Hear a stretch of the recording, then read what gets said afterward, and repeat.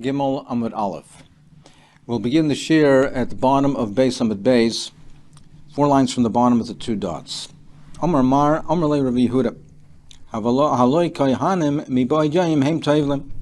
So we had the different shitas in the second baraisa. The shita of Rav Meir was that the Kohanim, the time to recite Krishma in the evening is the time that the Kohanim are toivel, they immerse themselves to be matayim themselves in order to eat Truma. And Rabbi Yehuda asked on that, how could that be? The Kohanim, they are toivel miboid yoim, it's still daytime. They have to be toivel during the day, and then after, when it's nightfall, they have herav shemesh, and then they're entitled to eat the Truma. But the time that they are actually toivel, the time that they actually toivel is miboid yoim. So how could that be the time for Krishma of Arvis? So Shaper Kamer Le Rabbi Yehuda Le Rabbi Meir, this is a good kasha, it's a very strong kasha. Rabbi Meir, Hachi Kamer Le. Rabbi Meir answers as follows: no, I don't have the same view as you of what Bein Hashmashos is. You hold that Bein Hashmashos is a significant time period prior to nighttime. And according to your shita, according to your reasoning, then you have a strong kasha. Then it's true. Then that's correct.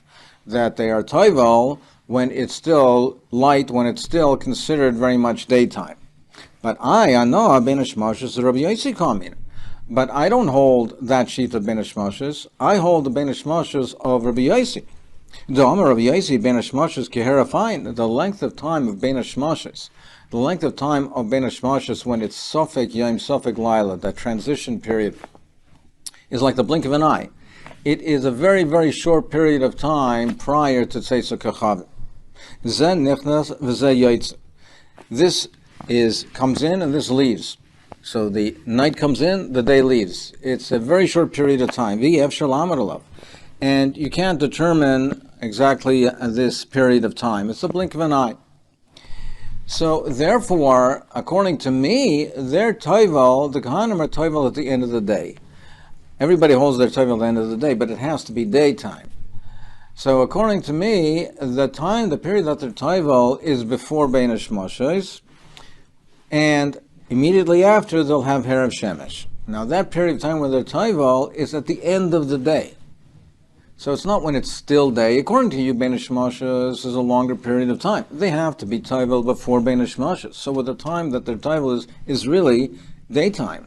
It's not the very end of the day, it's still daytime. There's still a significant period of time between that time that they're toivel and Tzeisa Kachavim. According to me, it's immediately prior to Tzeisa Kachavim. Now, as a side point, theoretically the Kohanim could be toivel, could be toivel any time during the day, but practically speaking, they would be toivel at the end of the day to ensure that they were toivel and they did not come into any contact with Truma, and they immediately had the tefillah and then the herav shemesh, the nightfall, and then they can eat the Truma. So therefore, he's saying, Ramir, it's not a kasha according to me, because the time that they're toivel is at the very end of the day. Bein Hashmashos is immediately prior to Tzeisa Kachavim, so it's just immediately prior to Tzeisa Kachavim. But then the question arises, as we asked in the previous shir, Soif kol soif. It's not the time when people go to sleep. So why is it b'shachvacha? Why is it considered b'shachvacha? It's not the time people are going to sleep. It's prior to Tzeisa Kachavim.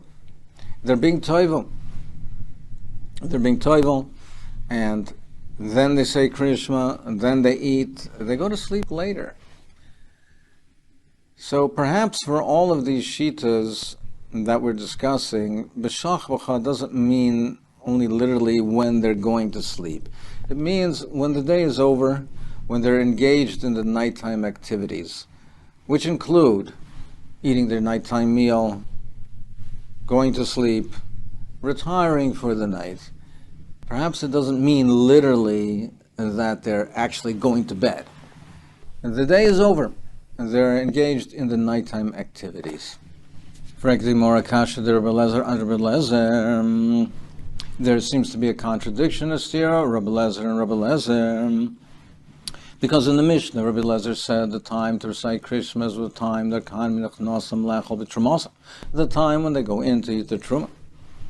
And in the Brisa, he says that the time is when it's Kiddush Hayom B'Arba Shabbosos, which is an earlier period of time.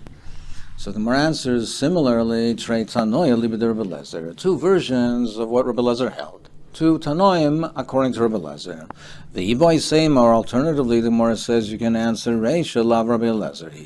The Reisha of the Mishnah, when the Mishnah says Me'ani Masai Kerem is Krishma Ba'arvin Meshasha Kanem Nechlasim Lechel B'Trumosan. Right? That is not Rabbi Lezer. Ad Hashmura Harishayna, when it says that the end time is the end of the first Hashmura, Divrei Rabbi Lezer, only that is the opinion of Rabbi Lezer. But when it says Mishasha Kahanim Nechnasim Lechel B'Trumosan, that's not the opinion of Rabbi Lezer.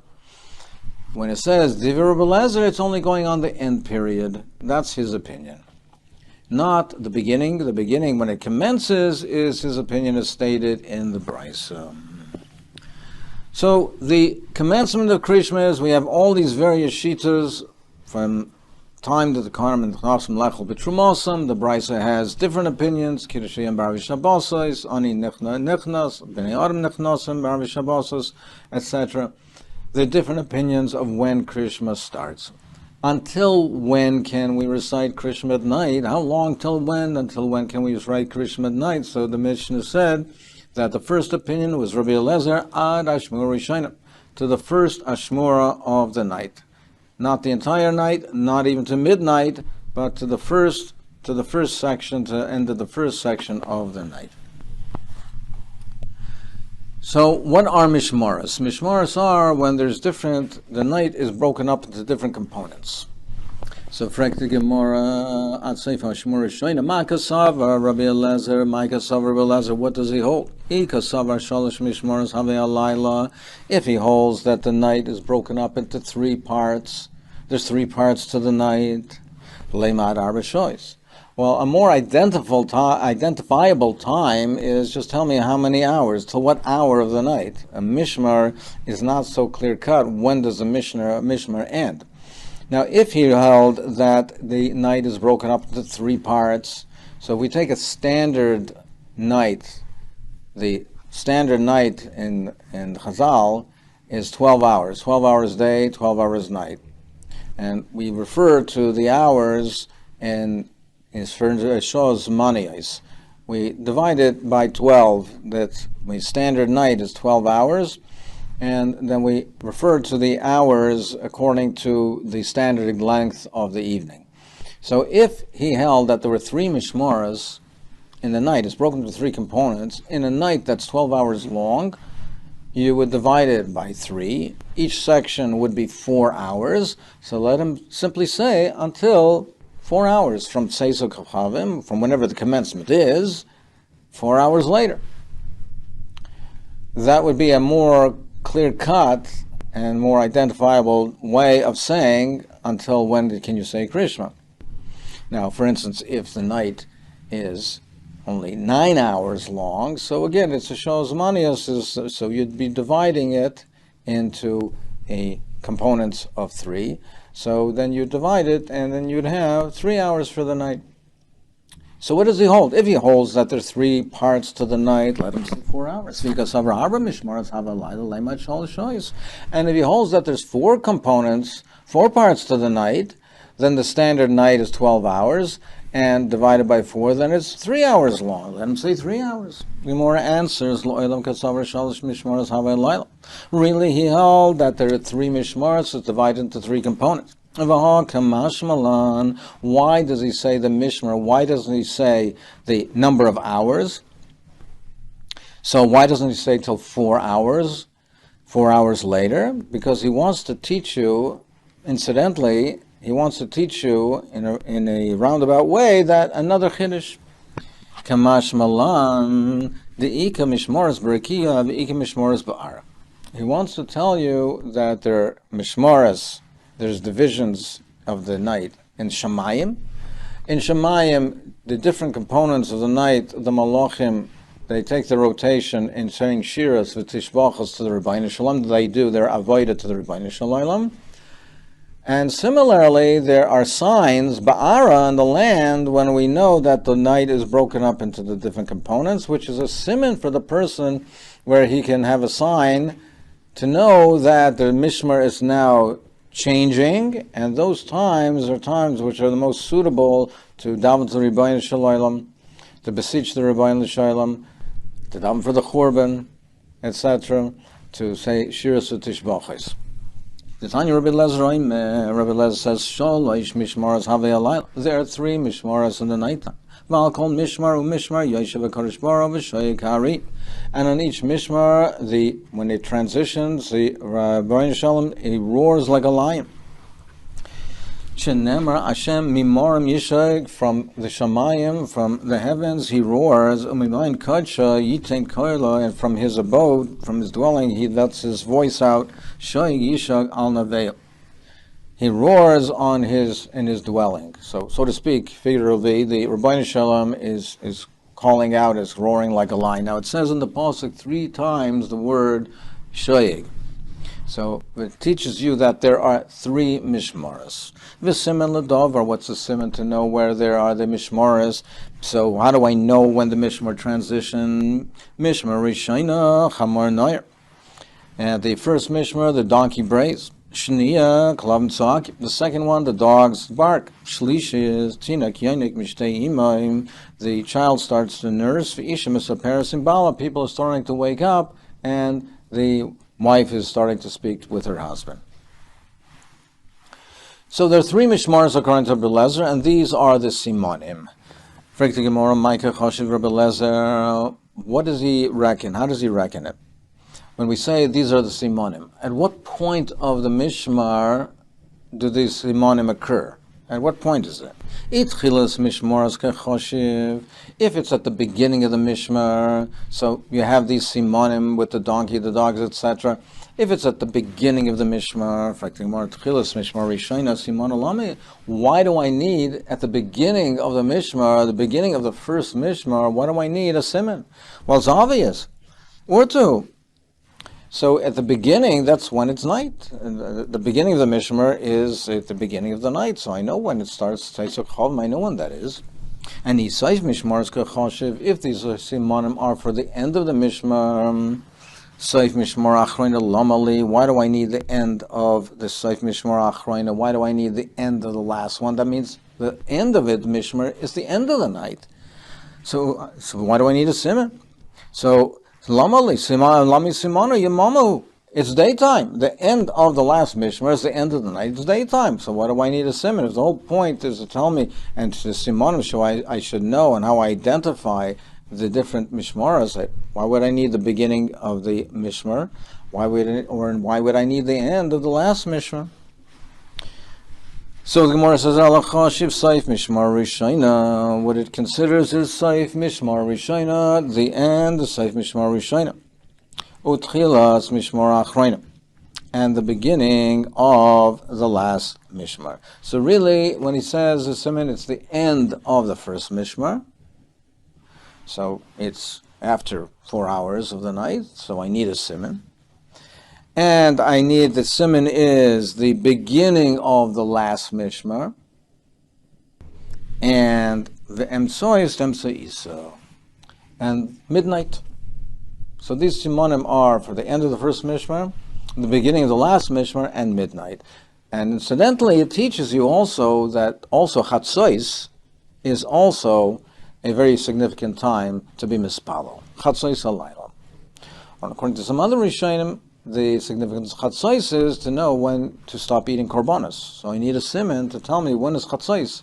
You have to stop eating the korban pesach by chatzos or other korbanos. The Gemara says, "Kula saif mishmaras kachosh." Or alternatively, no, these simonim are for the end of the Mishnah. The end of the first one, the end of the second, the end of the third. Now your question was, why do I need a siman, a sign for the end of the last Mishnah? It's daytime, it's obvious. No, the difference is, Lamikri Krishma, for one, to teach him when it's time to say Krishma, Laman the gun of a vice ofel, he's in a dark house. There's no windows. He's locked in a house, a dark house. He doesn't know. Or alternatively, one could say when it's dark outside, when it's very, very cloudy, etc. And he doesn't know when the Zman of Krishma came in the Isha Misaparasim Bala V'Tinek Yonik Mishteima Elike V'Likr. Now he knows that it's daytime. You can say Krishma. Omer Rav Yitzchak Bar Shmuel Mishmei Derav Gimel Mishmaras Havelayl. He says also that there are three mishmaras, three components to the night. Va'alkol mishmar, Yoshev Kodesh Baruch V'Shoy Kari, and he roars like a lion. Va'omer oy labonim, oy for the sons, woe to the sons, Shabbat Neisayim, Echrafti is basic. That account of their sins, that the Beis HaMikdash was destroyed, V'Sarafti is Heicholi, and the Heichol was burnt, Ve'egleisim lebein umas ha'oilam, and they were sent in Galus, they were exiled to amongst the nations. One time I was traveling on a journey. And I went into one of the ruins. And I went into daven. He was traveling, so we went into. One should go in, not daven out in the open, and one should not daven out in an open field. One should daven inside an house. So he went into one of the ruins. So Leonova came and he guarded and he watched me, waited for me on the Pesach, on the doorway. Until I finished my davening. When I finished the davening, I said, he said to me, Shalom Alecha Rebbe. So he called me Rebbe. And I answered back to him, Shalom Alecha Rebbe Umoiri. And I answered back, Shalom Alecha Rebbe Umoiri. What's the significance of Rebbe Moiri? And this is Chum says that Rebbe's he taught him Torah, Moiri he teaches him halacha. Why did you go into a churba? You shouldn't have gone into a ruin. I went into daven. So I went into daven, meaning he asked me, why did you go there? It's a dangerous place. It's dangerous. The walls could collapse, etc. And we'll see further in the Gemara what the significance is of that, what's really the problem with a churba. But he said, I went into daven. There was a need. So he answered back to me, he said to me, you should have traveled on the road, meaning even though it's not preferable, but it's better than the alternative of davening in a churba. He said, I couldn't daven there properly because people are passing by and traveling, they would interrupt me. He said back to me, under these circumstances, you should have davened at Tefillah Ketzara. The Machlokes Rashi and Taisus, what we're referring to exactly, is it Havinenu or Tefillah Ketzara, or a shortened version of a Shemona Esrei, which we'll come to later in the Masechta, the differences between Havinenu and Tefillah Ketzara, but that's the Machlokes Rashi and Taisus. But El Kopanim, he said, you should have davened a shortened version of Shemona Esrei. I learned from him three things. Number one is Number one is I learned in that you don't go into the churba. It's considered dangerous. You don't go in there. And I learned from him as well that you can daven while you're traveling. And I also learned that if you do, then you daven a shortened version. Then he said, Vamar li b'ni. He said, so you were in the churba and you daven. So he said, B'ni ma kol shamata b'churba zu. What voice did you hear from this churba? V'amati loi. I answered, Shamati bas kol shemenahemes ki yoina, who's like a dove, v'aimeres, and it says, Oy labonim, shaven yisayim, hechrafti es basic. Oy for the sons, that because of their sins I destroyed my house, the sarafti es heicholi v'gleisim lebeinu umais. So he says, As a shua loy shozu bilvari meres kach. It's not only this one time. Ela b'chol yom v'yom sholish pam, every day 3 times. Oy meres kach. V'loy zu bilvad. Not only that. Ela b'shah sheYisrael nechnosim labate knisos labate midrashos. When you didn't go into the shuls and the base managers, and they say Yeheshmei Rabba, Hakadosh Baruch Menanes, Roshi shakes his head, so fortunate to the king, who in his house, in the base of Mikdash, that they used to praise him in that way. And for what is for the father that he had to exile his sons.